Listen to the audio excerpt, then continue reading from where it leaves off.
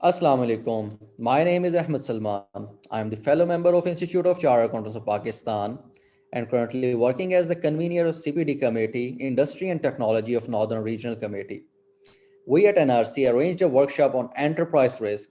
It is going to be a 55-hour long workshop and 10 trainers are going to facilitate us in this workshop.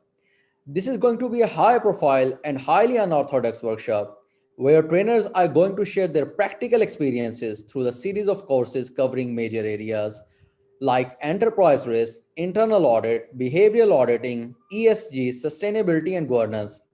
A new approach towards training is being introduced, whereby there will be a continuously engagement throughout the period of the workshop. A great opportunity for the professionals to learn and immediately roll out the changes and learning in their organization to bring the quick and visible change. We expect chief financial officers, chief internal auditors, audit teams, audit risk managers, partners, and directors and managers of the firm to attend this course. This course is going to commence from 16th of July and will happen on every Saturday. We are looking forward towards you to attend this course. Thank you.